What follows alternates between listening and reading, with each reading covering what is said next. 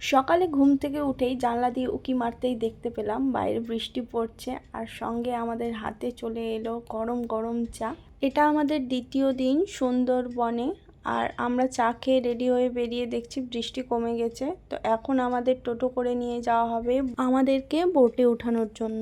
তারপর টোটোতে উঠে চারিদিকে সবুজ গাছপাতা দেখতে দেখতেই আমরা পৌঁছে গেছিলাম। বলেছিল আজ আমাদের 3টে স্পট দেখাবে। তো প্রথম স্পটের নাম হচ্ছে সজনেখালি, যেখানে ওয়াচ টাওয়ার আছে আর বিভিন্ন রকম গাছের ব্যাপারে বলা হয়েছে, যেটা কোন গাছ কেমন হয়। আর এখানে আমাদের গাইড দাদা সব ভালোভাবে বুঝিয়ে দিচ্ছে। আর ওখানে গোল মতো নেট দিয়ে ঘেরা আছে, ওখানটাতে বিলুপ্ত প্রজাতির কচ্ছপকে পোষা হয়। তো ভেতরে আমরা ঢুকে গেলাম, আর সজনেখালির প্রথম ওয়াচ টাওয়ারে আমরা উঠে গিয়েছি। আর ওই পুকুরটাতে দেখছো ওখানটাতেও কচ্ছপ আছে।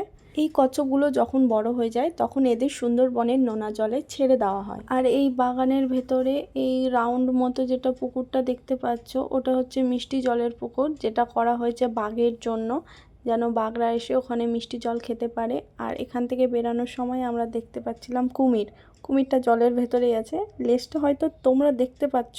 আর এই যে মাথাটা, আমরা কুমিরটাকে ভালো করে দেখার জন্য অনেকক্ষণ ওখানে দাঁড়িয়েছিলাম, বাট কুমিরটা জল থেকে কিছুতেই বেরাচ্ছিল না, আর ওই রকমই দেখা যাচ্ছিল। তো ফাইনালি আমরা এখান থেকে বেরিয়ে যাচ্ছি। আর লঞ্চে উঠেই আমাদের ব্রেকফাস্ট চলে এসেছে।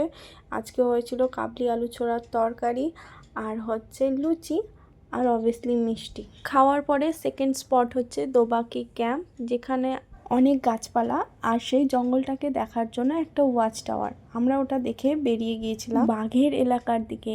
এই যে দেখো বাঘের পায়ের ছাপ। এইসব দেখতে দেখতেই ঘড়িতে বেজে গেছে 2টো, আর আমাদের সময় হচ্ছে দুপুরের খাবারের। পাতাতে ভাত এসে হাজির হতেই আমরা দেখতে পাচ্ছি যে বেশ ভালো ঝড় উঠে গিয়েছে। বেশ ভালোই লাগছিল যে আমরা ভাত খাচ্ছিলাম আর ওইদিকে ঝড় বৃষ্টি হচ্ছে। আজকে 2 রকম মাছের রেসিপি ছিল, একটা কাতলা, ইলিশ। আর খাওয়ার পরে এসে গিয়েছে হাতে পেয়ারা। তারপর আমার আর কি কাজ, একটু ছবি ভিডিও, তারপরে ফেরার পালা। আরে বাড়ি না, রিসর্ট, কারণ এখনো বাকি আছে সন্ধ্যাবেলায় পাকোড়া, তারপরে কিছু আড্ডা গল্প করার পরে। আর রাত্রের মেনু হচ্ছে ফ্রাইড রাইস আর চিকেন কষা। তোমাদের ভিডিওটা কেমন লাগলো অবশ্যই জানাবে। নেক্সট টাইম আবার দেখা হবে।